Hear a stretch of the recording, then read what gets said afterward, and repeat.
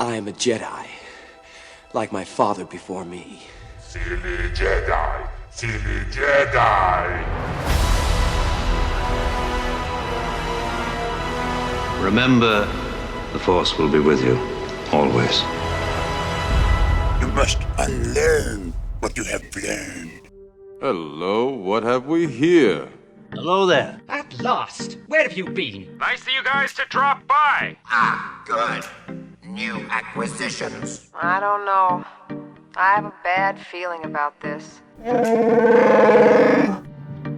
Hey Star Wars fans, welcome to Star Wars Car Talk, the only podcast that basically is recorded in a car, driving, and it's where we talk about Star Wars. So if you stumbled onto this podcast and you saw it said Star Wars Car Talk, we're not talking about cars in the Star Wars universe, although I don't think we have cars, we have speeders. So no, we're not going to talk about cars. This isn't a Star Wars muscle car show. This is a Star Wars show where we talk Star Wars in the car. I hope that makes sense. So if you're joining us for the first time, welcome aboard. And if you've already listened to us in the past, well, welcome back. So hopefully you are catching us wherever you get your podcasts, whether it's iTunes or Spotify, or wherever else you can get podcasts. And if you're watching us on YouTube, well, then please make sure before you continue, you hit that like button and you hit that subscribe button, because that helps us out. And that way more people can find out about this show. And if you're listening to us on iTunes, from what I understand, if you write a review, you get you help the show out. So please do that. So this week, some news came out this week that I wanted to touch on as far as the Mandalorian. So let's hop right in. The Mando season 2. That trailer, we talked about it last week, was amazing. And now there's news reports coming out. There's all these rumors coming out that apparently Pedro Pascal, who is the lead in The Mandalorian. He plays the Mandalorian. Now, let me preface this by saying this. He is the actor hired to be the voice of the Mandalorian, and he's been physically the Mandalorian in the suit. We don't know to what degree. We know for a fact in the first season, towards the tail end, actually in the last episode of last season, of the first season, there was a scene where he removes his helmet and you see his face. But it's been pretty much confirmed by the Disney Gallery show on Disney Plus, where they talk about the Mandalorian and the making of, that basically you had two professional stunt men be the Mandalorian in the suit for the majority of season 1. I mean, the majority. I think Pedro Pascal, the actor, was in the suit, I don't even know how many times, but it wasn't a lot. And he, for the most part, did the voice, which is that's something that they record after the fact. So in post-production, they recorded him doing all the lines, all the dialogue. So I prefaced that by saying, by now telling you the story, the rumors that are coming out, which you may have or may have not heard of. And that is that apparently there's been some drama on the set of season 2, or there was drama on the set of season 2. Now, I don't know exactly if they're done filming season 2, because there's a chance that they might not be done with season 2. The show is going to come out on a weekly basis starting October 30th. So we are still over a month away from even watching the first episode. And so the show could still be in production or in post-production. They can still be, doing some, second unit stuff or reshoots or anything like that. But Pedro Pascal, the actor, apparently has had some kind of, has been kind of upset on the set. And the rumor is that he's been, during scenes, he'll take off his helmet and because he's uncomfortable, and he's kind of, he's complained about the fact that he wants his character to take off his helmet more often so that the audience sees him, which is kind of understandable. I mean, if you remember in the prequels, I mean, we saw Jango Fett. You know, we see him for the majority of his time on screen. He has the helmet off, and then in the Clone Wars animated show, you know, anytime we've dealt with Mandalorians, I mean, they take their helmets off. So this whole idea of you don't take your helmet off, this is the way, that's kind of new to the Mandalorian lore, and I think this is kind of just this aspect of the Mandalorian, or this clan, or this iteration, or this sect of the Mandalorians. They have this where they don't take off the helmets and whatnot, but I don't know, like it's, you know, it makes perfect sense if you're a well-regarded actor, you get this amazing role as the Mandalorian, and you know, hey, you know, now that the show is a hit and it's big and everybody knows that I'm him, like, you know, why can't there be some more scenes where he's without the helmet? I mean, yeah, nobody's supposed to see him, but we as the audience, we're not, you know, in the story, you know, we're the audience. So there could be scenes where he takes off his helmet and maybe he's in the spaceship and by himself, or maybe, you know, he's thinking or whatever. Like, you know, there could be some scenes where he has the helmet off. So, and I don't know if that's going to actually happen in season 2, but that's the report, that he apparently has been kind of like, hey, on the production, on the creators to kind of, hey, you know, I want this character to take off his helmet once in a while. Now, on the flip side, you can argue that, well, you knew what you signed up for. I mean, they told you, hey, you want to be in Star Wars? And you're like, yeah, heck yeah. And they tell you, well, this is the character you're going to play. He's the Mandalorian. He doesn't take his helmet off. But don't worry, at some point during the season, we will reveal, you know, who's behind the mask so that everyone knows that it's you. But you're basically the voice of the Mandalorian. I mean, that in itself is awesome, is an honor. And he's been doing publicity for the show, so everybody knows that he is the Mandalorian.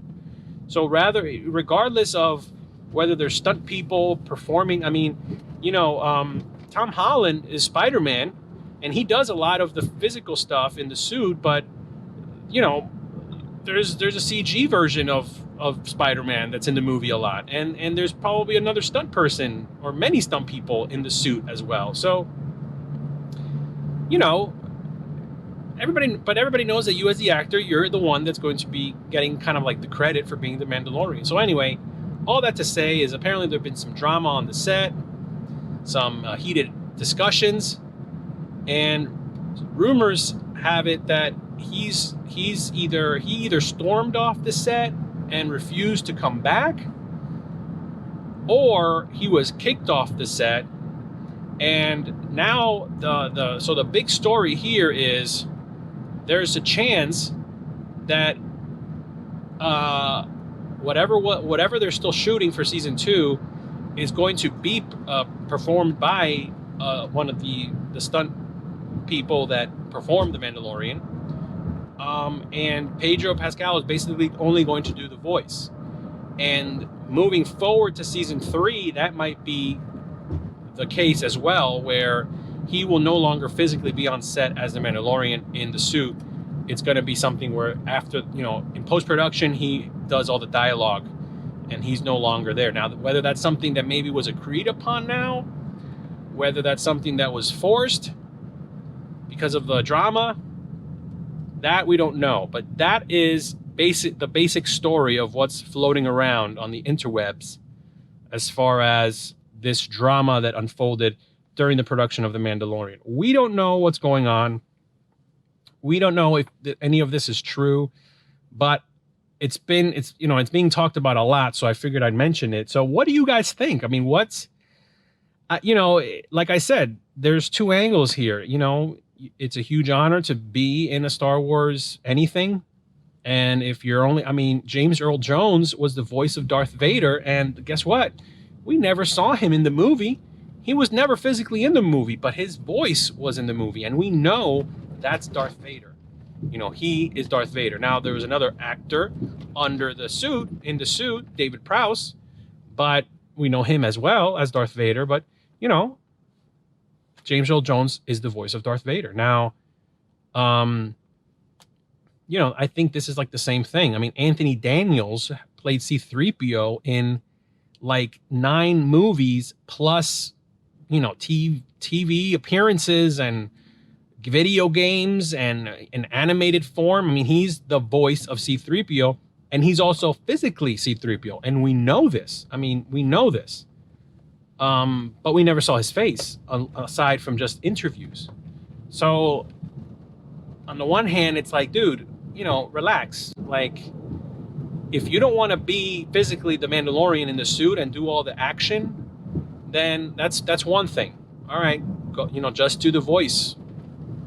But on the other hand, you know, as an actor, maybe he, you know, he feels like he needed to voice his, you know, his desire to be more associated with the role, and maybe give some input creatively to saying, hey, you know, maybe we could have some scenes where he has his helmet off, and, you know, nobody necessarily within the story has to see him with his helmet off, but we as the audience can see him with the helmet off, you know, to kind of humanize him a little bit more.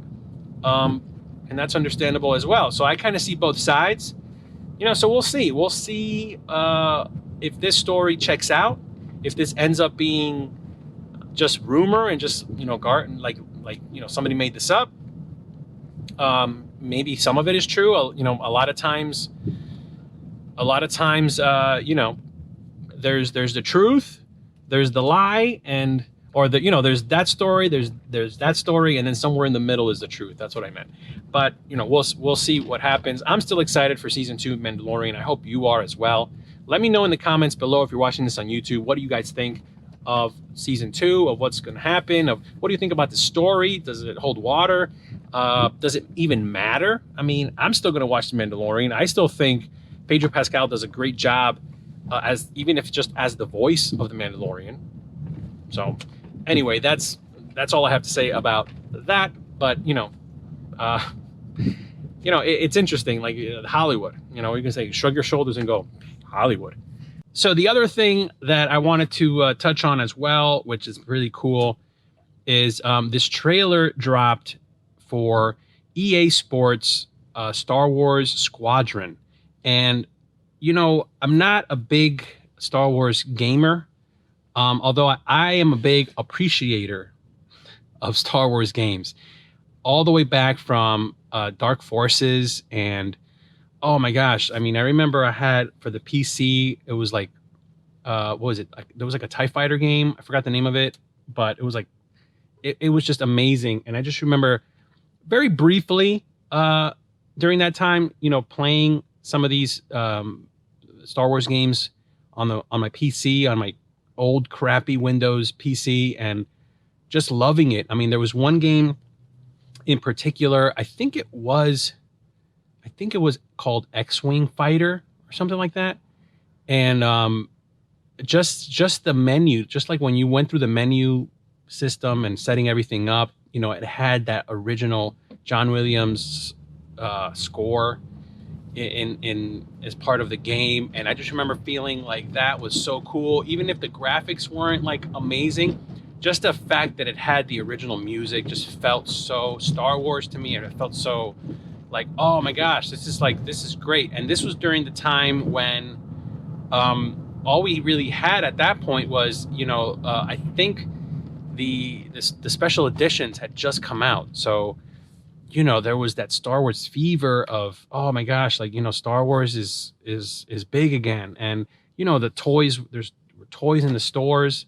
You know, the Power of the Force 2 was in the stores, and then you know, Shadows of the Empire, and then we got the Nintendo 64 Shadows of the Empire, which I didn't really get to play, but I just remember hearing everybody always raving about that game and about that story, and I was, you know, wanting to know more about Shadows of the Empire, and thinking that it was really cool that that you know, George Lucas had kind of allowed this continuation of Star Wars, and in a way, because it was a story that took place in between episodes, which I thought that was fascinating. I mean, now we take it for granted. We have like Rogue One that takes place right before A New Hope. We have Solo, that's like a story that takes place in between trilogies. You know, we have Star Wars Rebels, which was a series that took place in between episode 3 and 4, and then Clone Wars that takes place in between episode 2 and 3. You know, I mean, you have Star Wars Resistance, which is another show, an animated show that takes place in between episode 7 and 8. So, I mean, we take it for granted now, but having the fact that we had a story that it wasn't like this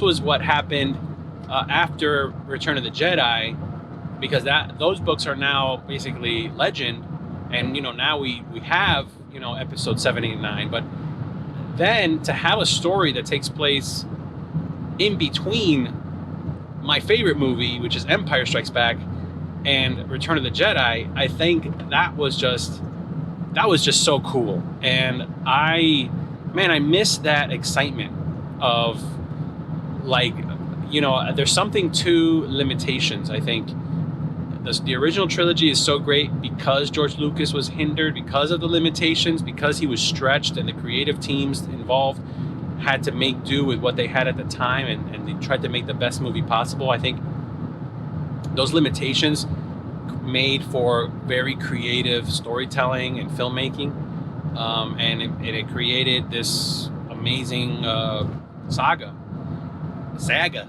And I think the same thing, like, you know, as a fan, being limited as to how much Star Wars stuff we had available, it's like anything Star Wars that we got was just amazing. So Shadows of the Empire was, I think, one of the first times that I just remember feeling like, wow, like getting really excited for a story that wasn't a story from the movies, because the video games were kind of like, they, you know, you kind of made up your own kind of headcanon as to where they fit in. But this was like, that was like the first thing that was like a game that took place, you know, in the story, in between episodes, which was, I think, was amazing. All that to say, we've had a lot of different Star Wars video games since then, and I'm not going to get into them because I don't know all of them. More recently, you know, we've had, you know, Battlefront and Battlefront 2, which has kind of expanded the way we play, and just kind of like brought it up to a new level as far as just what's available and what's, you know, what you can do, you know, with graphics, and making it just almost photorealistic graphics. And then, you know, now we have Fallen Order, which is a game that takes place, you know, shortly after episode 3. So it's, you know, it's a story, and from what I understand, it's basically everything that happens in that game is canon. So it is part of the, you know, expanded universe, the new expanded universe. It's not Legends, it's canon. So this game now, EA Sports is putting out Squadron, is very, very interesting, because this takes place after episode 6, after Return of the Jedi. It's before The Mandalorian, so it's shortly after the fall of the Empire. So it's during the fall of the Empire, from what it looks like. And the trailer looks fantastic. We are put in the cockpit, and we are put in the shoes of a TIE fighter pilot, and it's so fascinating to see, you know, to be able to experience what you experience in that little story that is shown in the trailer. And if you haven't seen it, I encourage you to check it out. I'll link it below if you're watching this on YouTube, and I'll try to put it in the notes if you're listening to this in podcast form. But amazing trailer. I mean, just, you know, it's a TIE fighter pilot, and he's you know, you're in the middle of a dogfight, and the Empire is retreating, and he's trying to do everything that he can before it's too late, and he misses getting onto the Star Destroyer before they jumped into hyperspace. So now he's like stranded, and his TIE has been hit, and he ends up, you know, having to like fly down onto the surface of the planet that they were battling above. And oh my gosh, I mean, just visually, it is like and this again, I don't want to get into the sequel trilogy again, but this trailer, like, it gives you so much more story, emotion, action, and suspense than I think all 3 sequel trilogy movies combined. And I'm sorry, I gotta throw that jab in there. Although Episode 7's Millennium Falcon chase on Jakku is probably one of my favorite action scenes in the sequel trilogy, definitely. And maybe like ranks maybe 2 or 3 in my definitely in my top 5 of all Star Wars. But this trailer for Star Wars Squadron is amazing. I kind of am like, man, I'm kind of wishing I had a PS. I don't know. I guess it's going to be available for PS4 and Xbox One, and now PlayStation 5, and probably whatever the new Xbox is. Again, I'm not a video game person, but I mean, I'm still rocking my PS3, and I'm like playing retro games on my PS3. I'm like, I'm the one that hacked their PS3 so that I don't play newer games. I'm actually playing like Super Nintendo games on there. But I don't know. I think it's really cool, and I hope you guys check it out.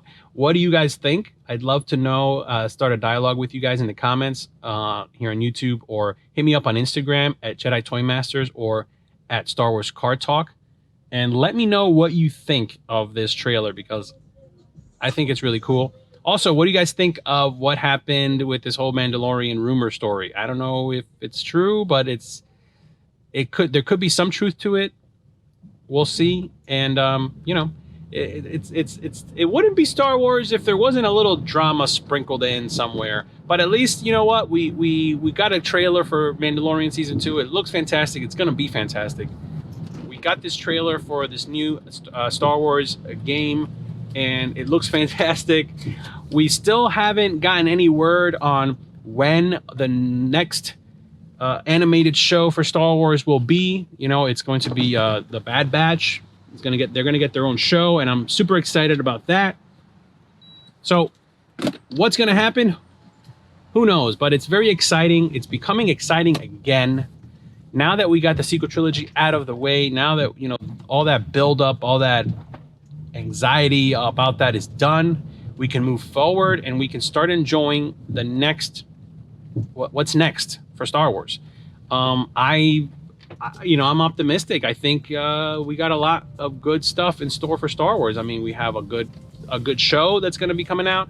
We still have Obi-Wan at some point next year that's going to start production. We have the Cassian Andor series, which I don't know what's going on with that. I think that should have been probably in production, but now that got delayed because of the pandemic. And we have an animated show that's coming. There's also been rumors about some kind of sequel show to Star Wars Rebels.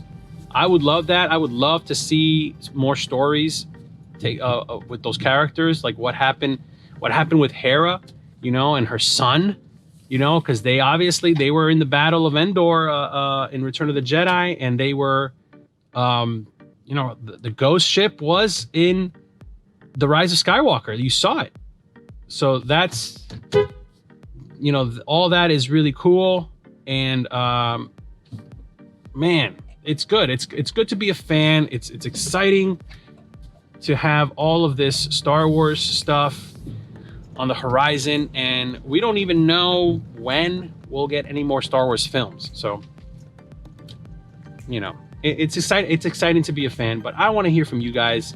I'd love for you guys to email us some questions. Email us some questions at JediToyMasters@gmail.com.